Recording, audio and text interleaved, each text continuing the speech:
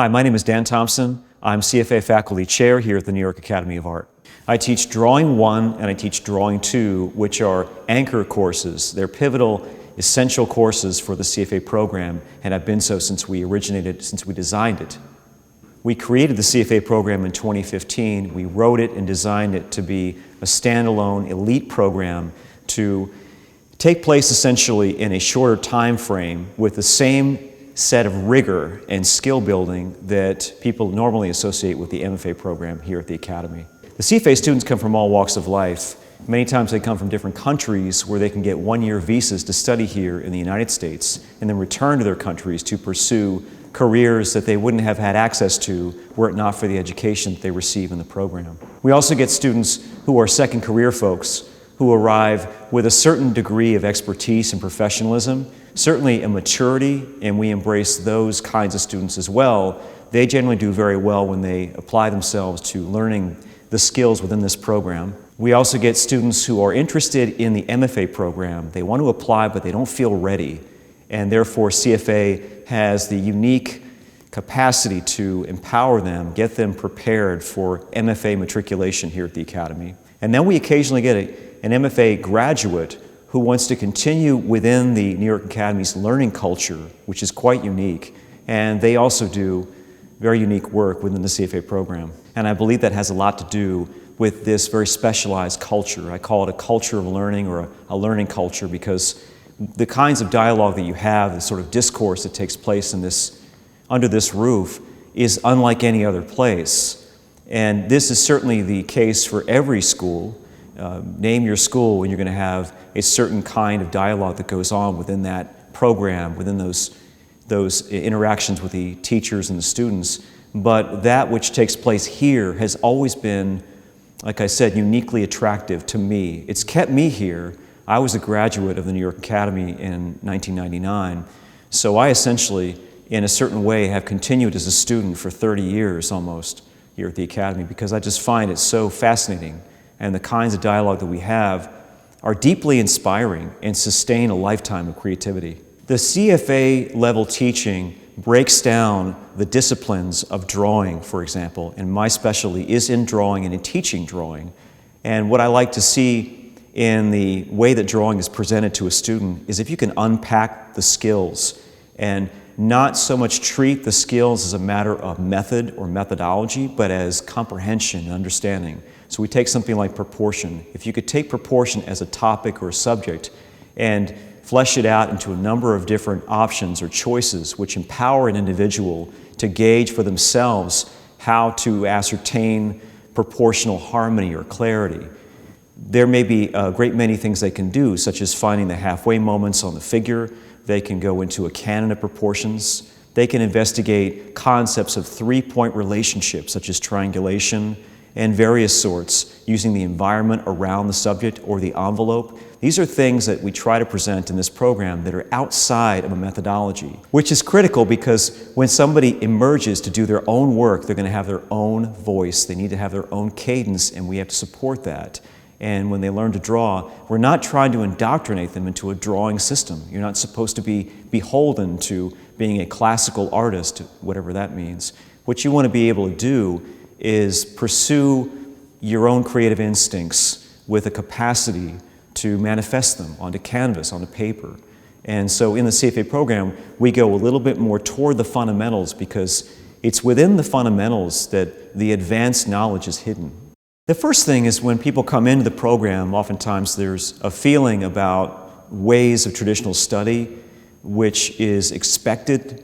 That is, they come in, they arrive, and they think, this is how I'm going to study things. And suddenly they see a naked person on a stage, and they're kind of thrown by that because some of them are fairly young and they're sort of new to the idea and the concept of studying the figure. But the figure has always been the rite of passage of all great art and artifice. The human body is literally the embodiment of a vast degree of concepts and disciplines which are really infinite.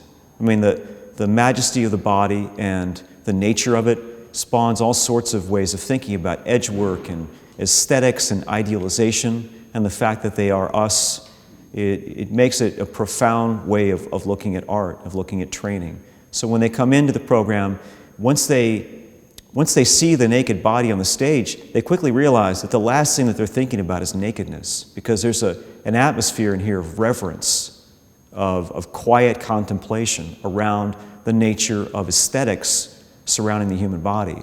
And that really goes to how this CFA program is unique, because it's based on the study of as I say, the majestic human figure.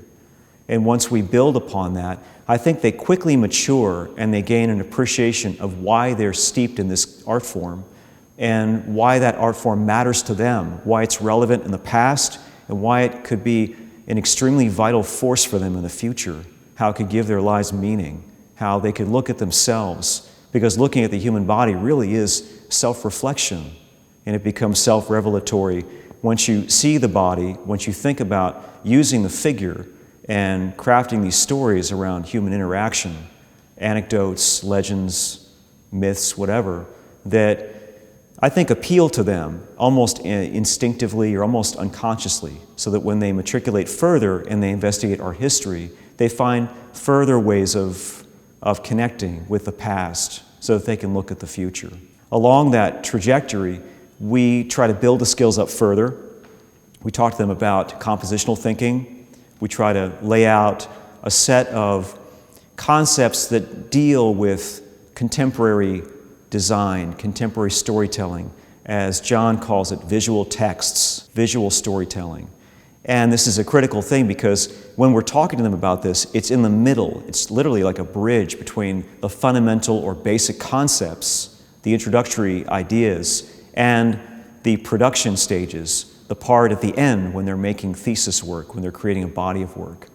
And so I think a big part of the success of our CFA program has been the timing, because anybody would imagine if they're doing a painting or drawing and they have a pretty good idea, if they put a good idea in at the wrong time, it can destroy a piece. But if you put a good idea, especially an educational idea, in at the right time, it can fertilize, it can sustain, it can empower, and it can energize a person's trajectory in their learning. And I think the magic of this CFA program is its timing as well as its concepts. Well, to continue a little bit into the MFA, just to contrast that, because I've taught in the MFA program for 23 years, the MFA program feels to me a little bit more about preparation for the second year, which is primarily involved in thesis and what has been sometimes called ideation, or the ideas and concepts which create a story that can help a person really move into the theoretical concepts of their compositions and things of that nature. And to the extent that people are in MFA in the drawing program that I teach, they are usually anticipating the second year. They're thinking a lot about how the two fit together. And I think that is both a tremendous positive for the Academy and for their MFA program, because it involves a lot of teaching and a lot of interaction and feedback. It is also a bit of a burden on them because they have that expectation of only having a finite amount of time to learn the basic skills.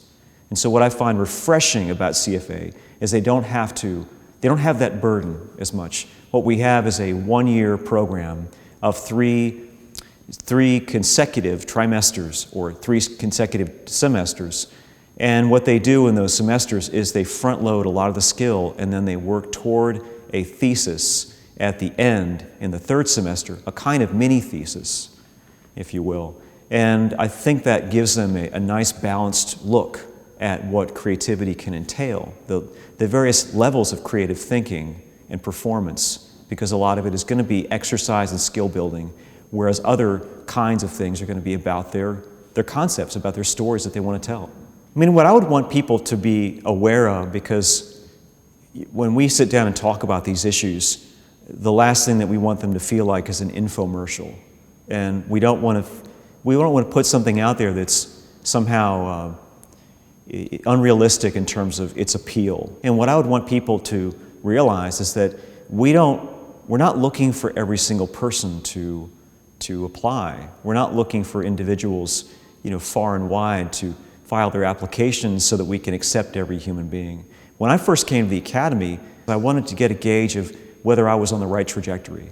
And that's the kind of student that we want. We want a realistic person who is committed and dedicated and willing to work and ready to mature, serious, will come in and see the vocation of studying art as something that isn't a kind of sideline excuse or holding vocation for the serious pursuit that they'll endeavor later to pursue, to embark upon, but rather something that is probably more complicated than studying medicine, is more intricate than studying business, because it's so wide open. It's going to require a deep intellect, an agile mind, a person with an incredible work ethic, willing to make sacrifices in their life that many people are not willing to make for the sake of something that they not only want to do professionally, but that they dream of being successful at, they dream of being legendary at.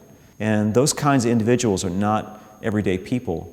So therefore, I'd say that the person that I'm looking for is not anybody. It's a specific person who feels like they have a calling to come to a school like this and excel.